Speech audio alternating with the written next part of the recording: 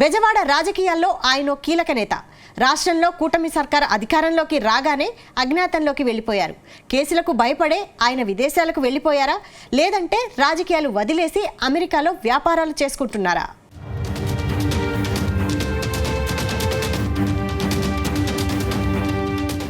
YCP ప్రభుత్వంలో వల్లభనేని వంశీ ఓ mass leader. ప్రతిపక్ష టీడీపీపై ఒంటి కాలిపై విరుచుకుపడే నేత. గతంలో టీడీపీ నుంచి 2 సార్లు ఎమ్మెల్యేగా గెలిచారు. కానీ ఆ పార్టీకి హ్యాండ్ ఇచ్చి అధికార పార్టీలో చేరారు. అయితే తెలుగుదేశం పార్టీని వదిలిపెట్టే ముందు అందరిలా అలా సైలెంట్ గా వెళ్లిపోతే తాను వల్లభనేని వంశీ ఎందుకవుతాను అనుకున్నారేమో. అధినేత చంద్రబాబుపై ఓ రేంజ్ లో మాటల తూటాలు పేల్చారు. ఒకానొక సమయంలో చంద్రబాబు అసెంబ్లీ సాక్షిగా కన్నీళ్లు పెట్టుకునేలా చేశారు. గతంలో ఇంత చేసిన వల్లభనేని వంశీ ఇప్పుడు మాత్రం నియోజకవర్గంలో కనిపించకుండా పోయారు.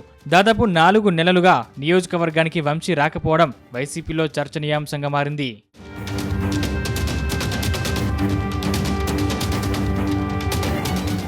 ఇటీవల జరిగిన అసెంబ్లీ ఎన్నికల్లో వైసీపీ పార్టీ చిత్తుగా ఓడిపోయింది. రాష్ట్రంలో కూటమి సర్కార్ పవర్లోకి వచ్చింది. ఈ ఎన్నికల్లో గన్నవరం నుంచి పోటీ చేసిన వల్లభనేని వంశీ సుమారు 36,000 ఓట్ల తేడాతో ఓటమి పాలయ్యారు.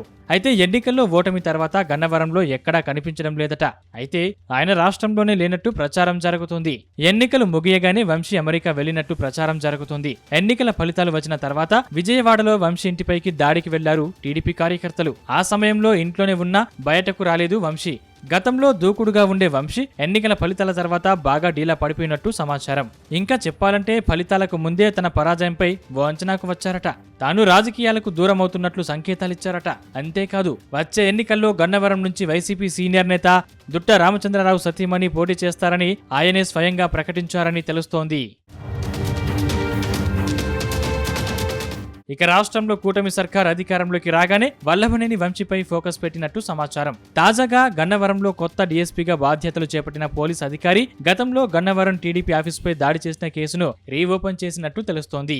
అప్పట్లో వల్లభనేని వంశీ దగ్గరుండి ప్లాన్ చేసి మరీ దాడి చేయించారు. ఆ కేసులో పోలీసులు తెలుగుదేశం నేతలని అరెస్టు చేశారు. కానీ ప్రస్తుతం రాష్ట్రంలో ప్రభుత్వం మారింది, పోలీసులు మారారు.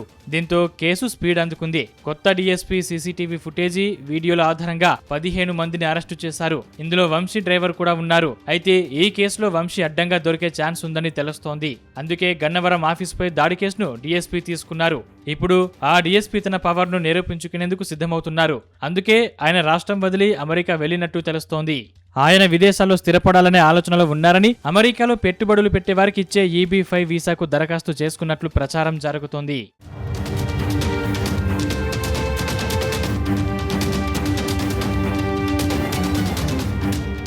మొత్తంగా వంశీ వ్యవహారంపై వైసీపీ నేతలు కూడా సైలెంట్ అయిపోయారు. వైసీపీ ప్రభుత్వం అధికారం కోల్పోగానే వంశీ అమెరికాకు వెళ్లిపోయాడనే సమాచారంపై సొంత పార్టీ నేతలే ఆరా తీస్తున్నారట. అయితే ఆయన అమెరికాలో సెటిల్ అయితే మాత్రం గన్నవరంలో మరో నేత కోసం అన్వేషణ చేస్తున్నట్టు ప్రచారం జరుగుతోంది.